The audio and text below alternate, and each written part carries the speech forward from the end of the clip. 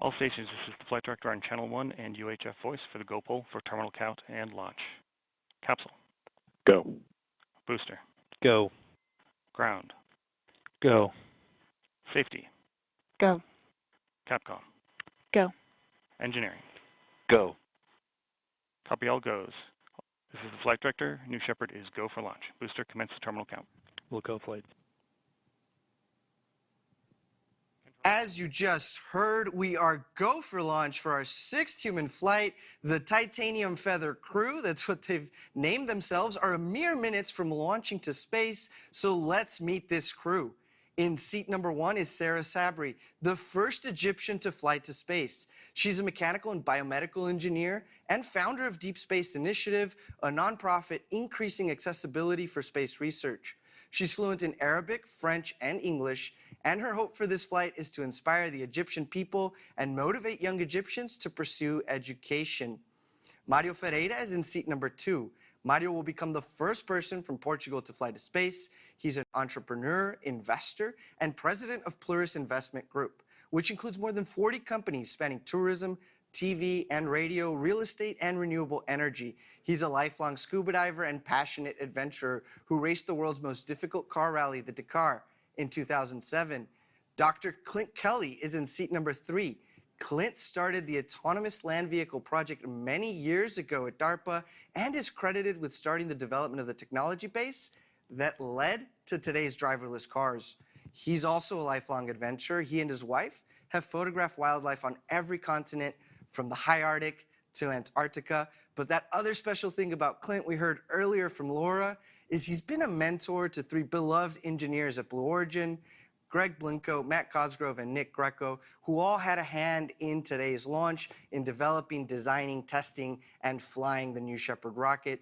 Clint provided financial support and mentorship to the Rocketry Club at the University of Louisville. One of them has said that there are few people you cross paths with who change the course of your life. Dr. Kelly is one of them, and we're so proud to have you on board. In seat number 4 is Kobe Cotton. Kobe is one of the 5 co-founders of the YouTube channel Dude Perfect, the most subscribed sports channel on YouTube with more than 57 million followers. Dude Perfect is best known for their trick shots and comedy videos. Kobe founded it with his college roommates and his brother Corey. All of the other dudes are on site today, cheering Kobe on. His seat was sponsored by MoonDAO, whose mission is to decentralize access to space exploration. Now, MoonDAO members voted to have Kobe represent them on this flight. But in order to get here, Kobe had to beat the other dudes, earn his stripes effectively, in an insane rocket battle launch competition held a few months ago.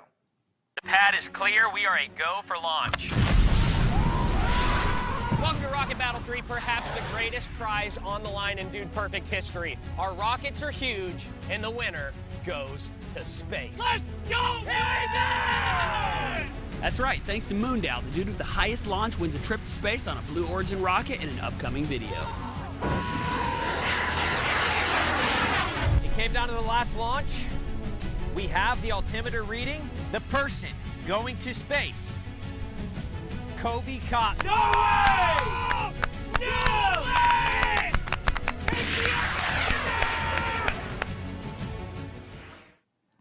What an exciting video. I think Kobe deserves a pound and a noggin, as today he'll get to go on the real thing.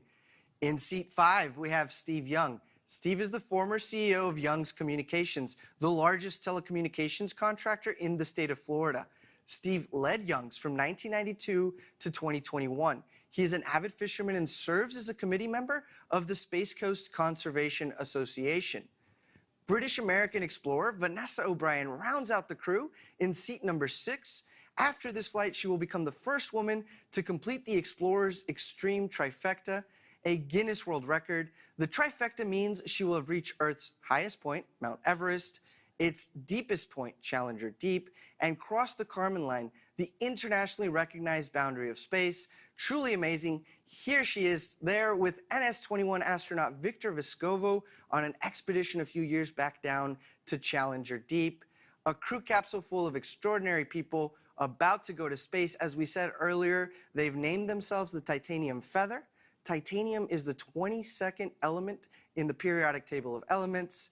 It's the 22nd launch of New Shepard, and we're in the 22nd launch of this new millennium. So it's an exciting time for the titanium feather, and we're looking forward to your launch.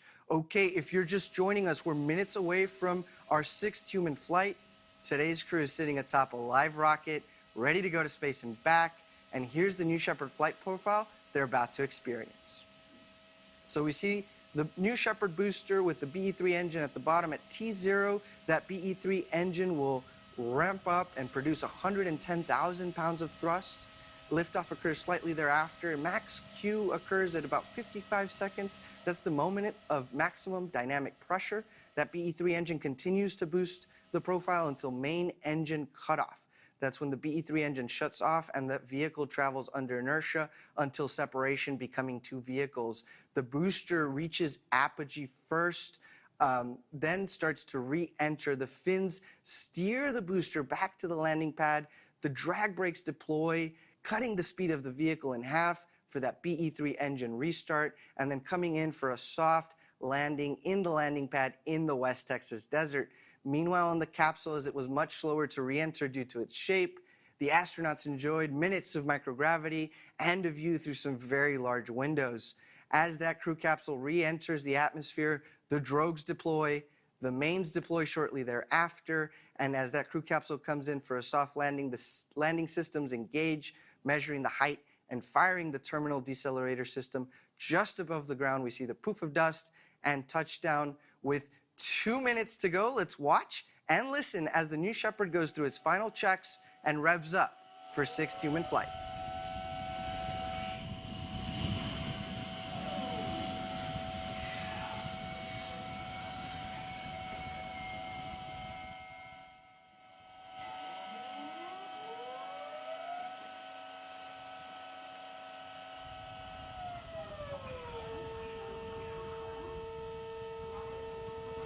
And in this shot here, we see the access tower for the crew capsule has been pulled back. We've got a great shot there of the aft fins going through the motions. These fins help direct the vehicle on ascent and descent.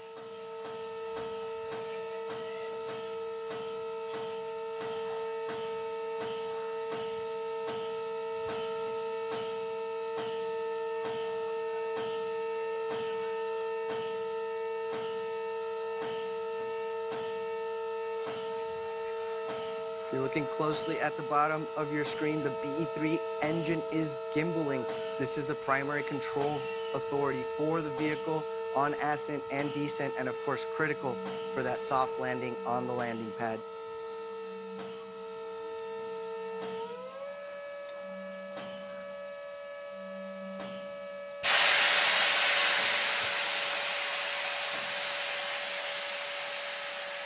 With just 30 seconds to go for today's launch, it's time to hand it off to Mission Control and launch this rocket.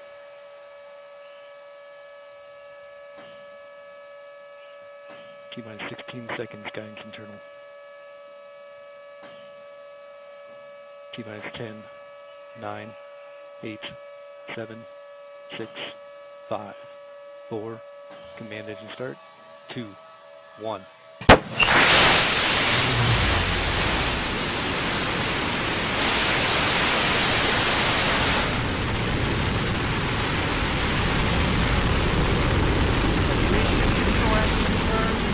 Shepard has cleared the tower and is heading to space. Godspeed, Titanium Feather.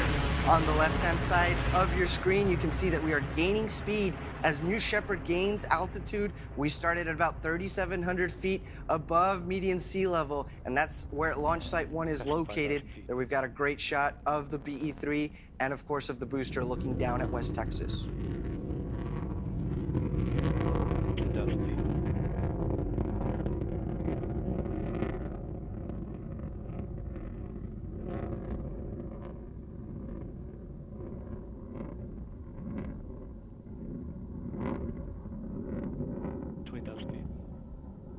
We've hit our next milestone, Max Q, the point where aerodynamic stress on the vehicle is at its maximum, and that BE-3 engine gets to flex its muscles, throttling down to reduce those stresses.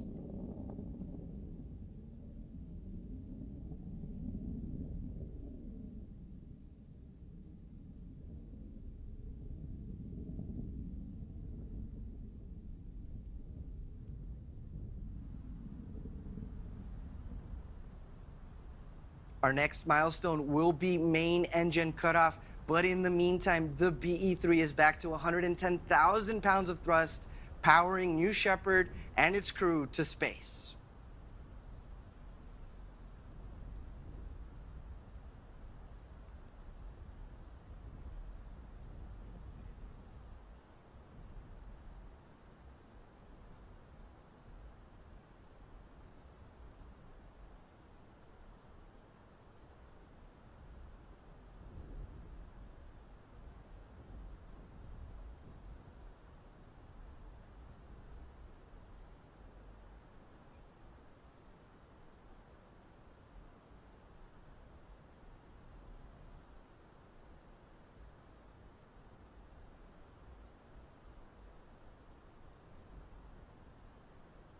And it looks to have been a successful main engine cutoff with the vehicle traveling at more than 2,000 miles per hour and 200,000 feet of altitude. Our next milestone will be separation of the crew capsule and the booster for zero-G.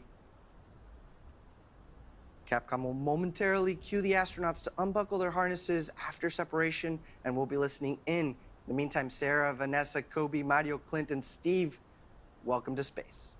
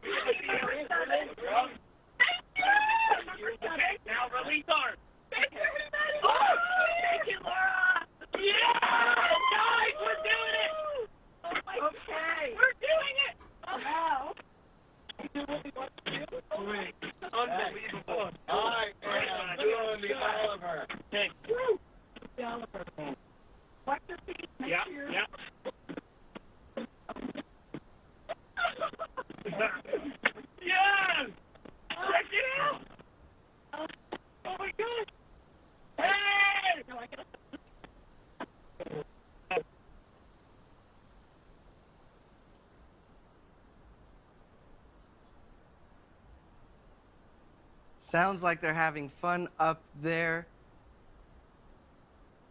We gotta thank you, Laura, our Capcom. Now we've just received... Wow. Look at the blackness. Oh, man. God. Oh, my, we're above the earth. Oh, my God, that's you upside down? Oh.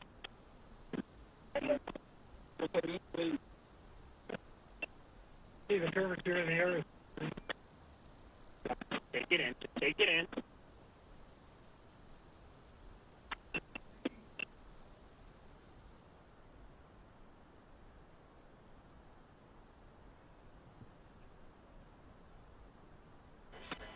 One minute warning. 1 minute warning.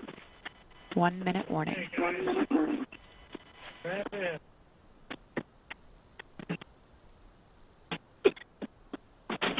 Make sure we get down to the way. Guys, will you pray? Or you will be in trouble. If you can't remember, or into your chair.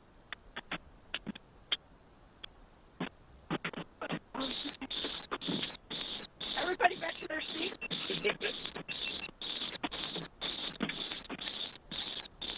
Congratulations to...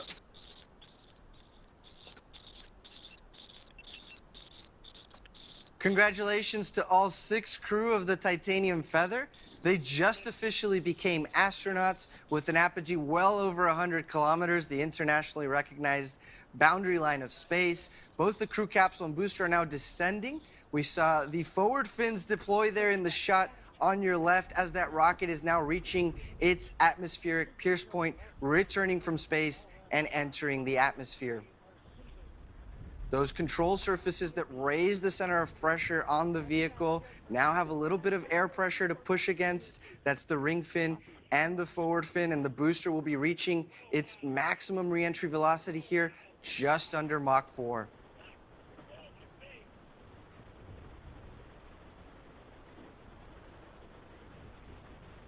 Starting to slow down here now, the wedge fins, the steering fins, and the ring fin all working together, earning their keep to guide this booster home.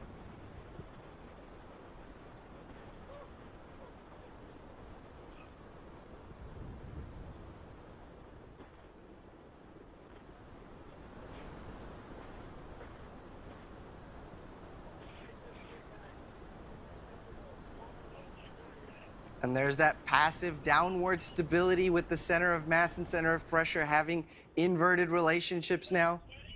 Great close-up of the BE3 engine.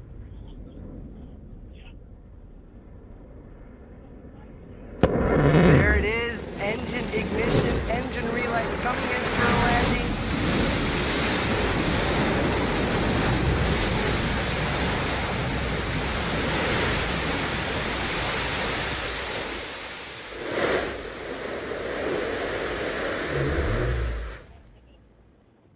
Booster touchdown. Welcome back to Earth, New Shepard. For a lot of us at Blue, this moment in flight is one of our proudest moments, really showcasing what the BE3 engine and the New Shepard booster are capable of. Really just incredible engineering. No matter how many times we've seen this happen, it just never gets old. It's a live booster landing, nice and softly onto that landing pad. You can't help but want for this to happen. Of course, we see there at the bottom of the BE3 engine, we're venting any excess propellants. This is a key step in the reusability of this booster. We'll be able to purge with inert fluids and keep this booster clean. There we've got a great shot of the crew capsule coming back down. Again, it's gumdrop shape, a little slower to re-enter Earth's atmosphere. We should have the drogues here shortly. There they are. Drogue chutes are out. I count 3.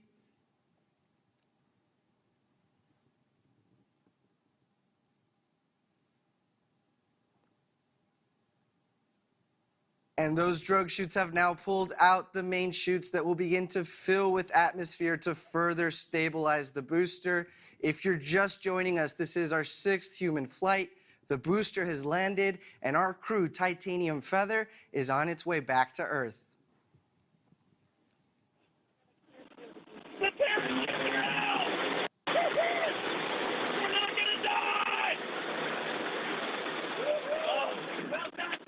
Poor families.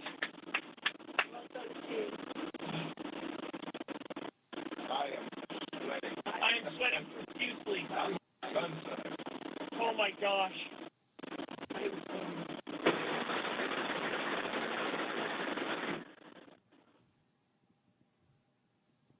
Nothing quite like living in the moment. What a beautiful shot there of the booster, and the crew capsule looks to be maybe a little south or southwest of the landing pad, and of course that great West Texas backdrop.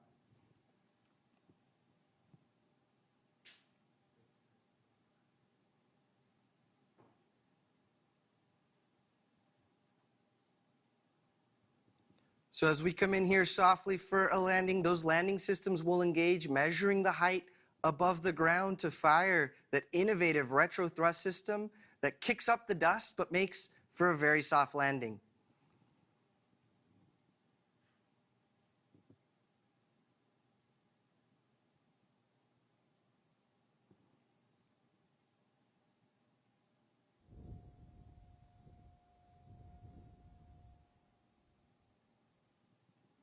Touchdown, Titanium Feather. Welcome back to Earth. And what a shot of Victoria Canyon, the Sierra Diablos, and our West Texas desert kicking up that poof of dust.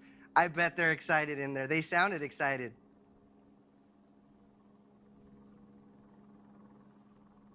So now our team is preparing landing safety operations and recovery of our astronauts from the crew capsule.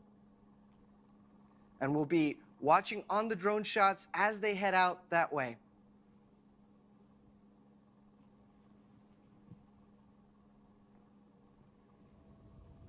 If you're just joining us for the 6th human flight, we've just had a successful flight. There's a shot of the capsule, the booster. It's been an exciting day for this crew that's named themselves the Titanium Feather.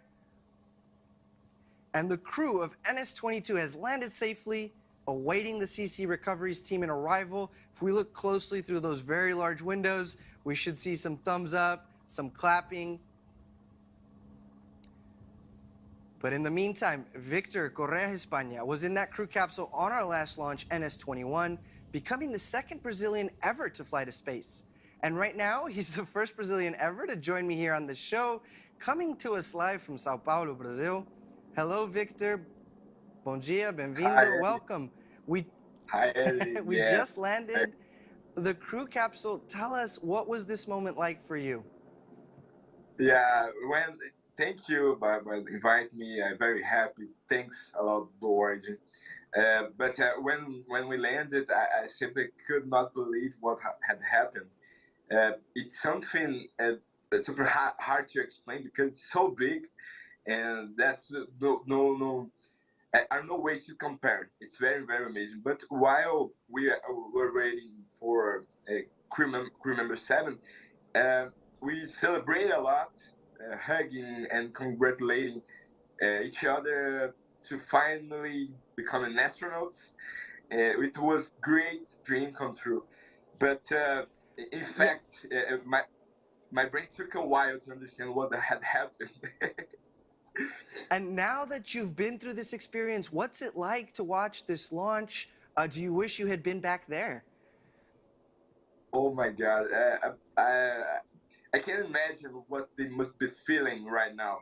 I'm very, very emotional, by the way. And it was one of the most amazing days of my life. Absolutely. And you were looking forward to hugging your friends and family members that had gone out all the way to West Texas with you for that launch. What was that reunion like?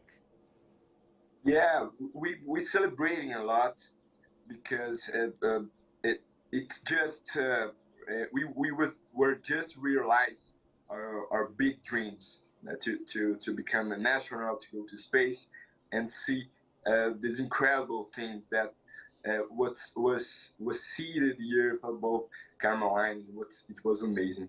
See the curvature of the Earth, and we celebrate a lot with my wife, Marcela, and my friends. It was really amazing. Well, it's great that Marcela was able to join you out in the desert. How was that? How long did it take for this experience to sink in, for you to really understand what had happened? I don't think so. My life has completely changed after that. It has transformed the way I see things and push my limits. You know, and I really I want to go again.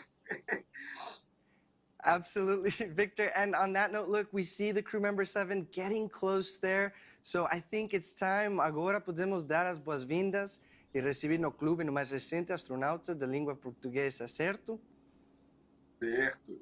I will send a message in Portuguese right now. Parabéns, Mário. Muito feliz por ter mais uma pessoa da nossa língua, representando a nossa língua lá em cima.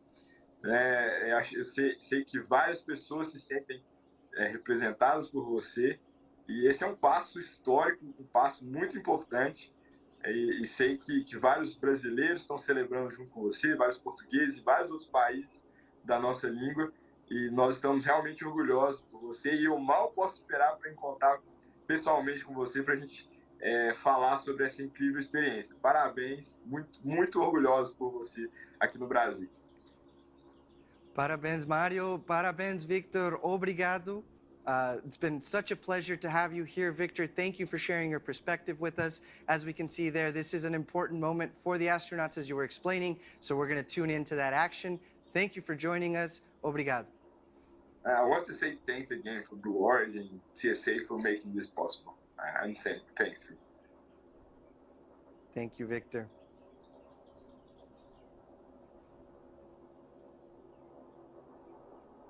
And there we have our ground crew performing the final safing operations, grounding the vehicle from any static discharge and preparing those stairs so that that hatch can be opened and we can welcome the crew of Titanium Feather.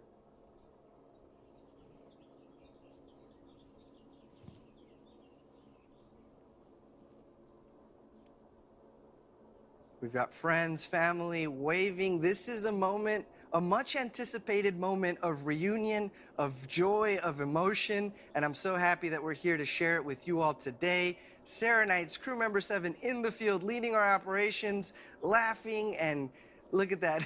It looks like a fun time. I wish I was out there.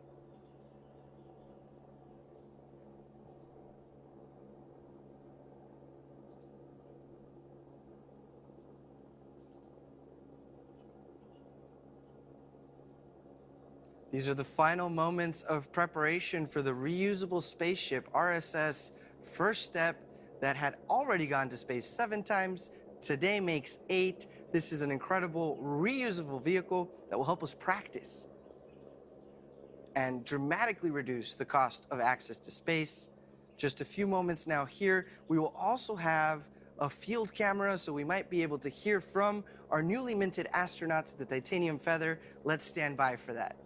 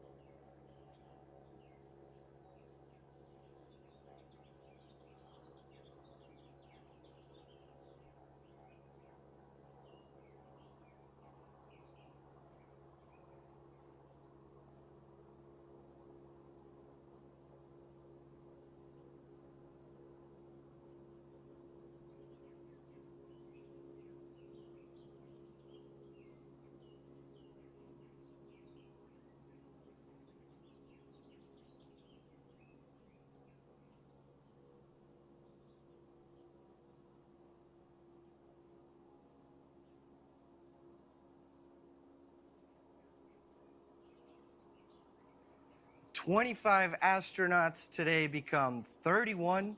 It's the first step in building a road to space. A successful 6th human flight for us. What an exciting day."